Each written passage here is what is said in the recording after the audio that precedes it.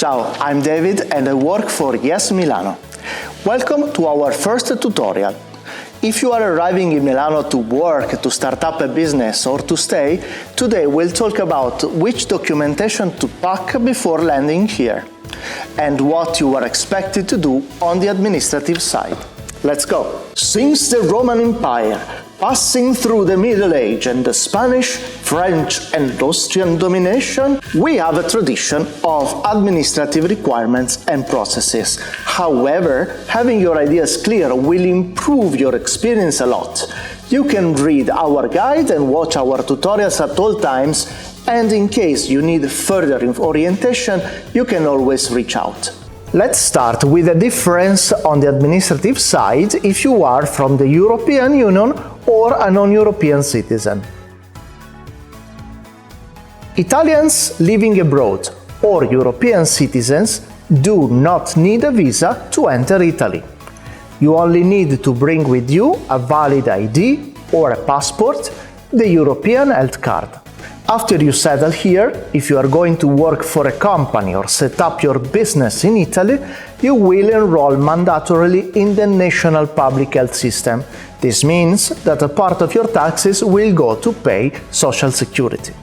What happens then if you are not going to work fiscally in Italy? For example, if you are a displaced worker for your company or a digital nomad? Well, you still pay taxes and are enrolled in the health service of your European country of origin. However, you can transfer your coverage for the period of your stay in Italy by getting the Healthcare Portability S1 form from your home country authorities. Once you get here, you will be able to register with a doctor for the period of your stay. Otherwise, you can subscribe to a very good private health insurance that will cover up for your expenses here.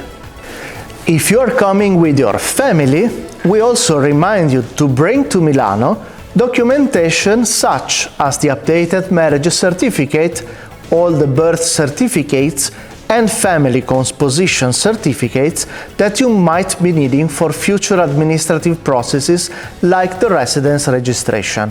Talking about certificates, ask for the multilingual European standard forms that are accepted throughout the European Union without the need of a sworn translation.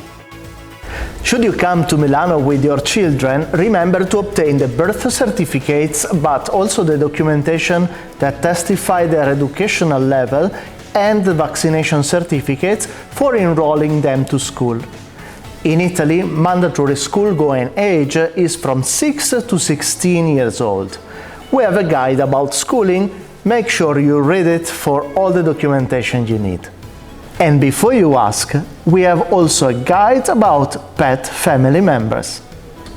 Fun fact: birth and death certificates have no expiration dates, while marriage certificates have. They are usually considered valid up to 6 months.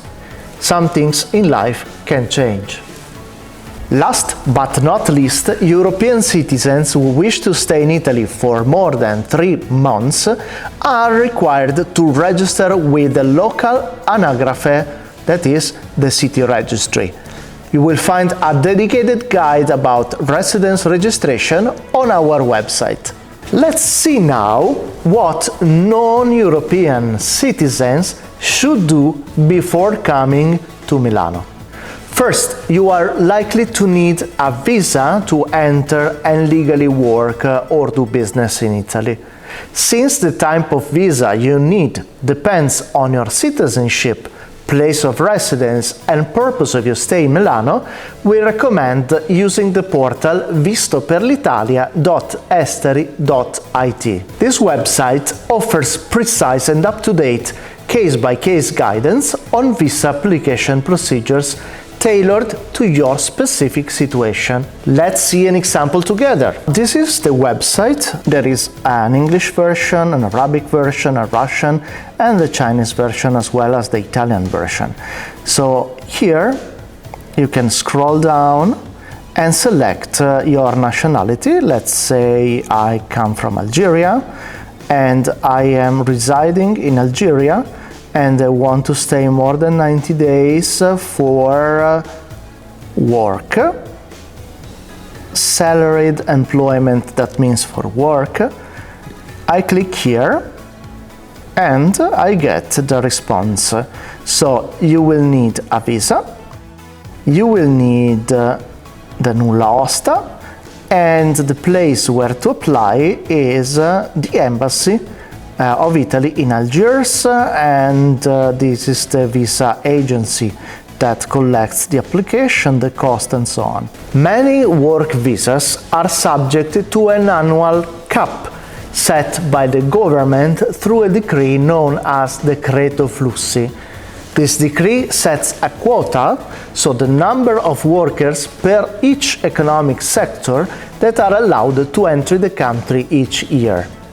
Remember that both subordinate workers and the self-employed are subject to this cap, to this quota, to the decree, Decreto Flussi. For subordinate workers, the prospective employer will submit a clearance request, nulla osta, through an online portal to the Italian authorities. After 60 days from the request, if no specific issues arise, the nulla osta is sent to the employer via email, but also to the consulate nearest to you, that will process your visa. In case of self-employment, the request must be made in person in Italy at Questura, the police offices. We have a detailed guide about that. While entrepreneurs opening business in Milano have to request the clearance at the Chamber of Commerce of Milano, Monza, Brianza e Lodi, professionals subject to an order membership will get the clearance by their order, and the competent ministry will assess the education requirements. If you need a tutorial about that, comment your profession in the comments and we will do something specific.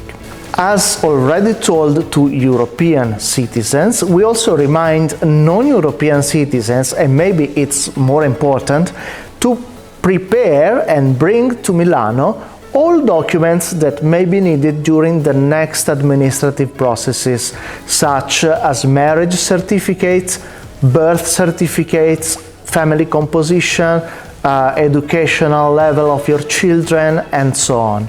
These documents must usually be translated into Italian and legalized by the Italian consulate in your area. Since different countries adhere to different treatises for legalization of documents, it's good to ask the Italian consulate of your area for advice on the right process. And last but not least, remember that the consulate of your area can release you the tax code for yourself and for your family. You can also get the tax code when here, but it's good to ask among the other documents. Thanks for watching. Remember to join our community, and if you have any remaining questions, reach out to us. See you in Milano.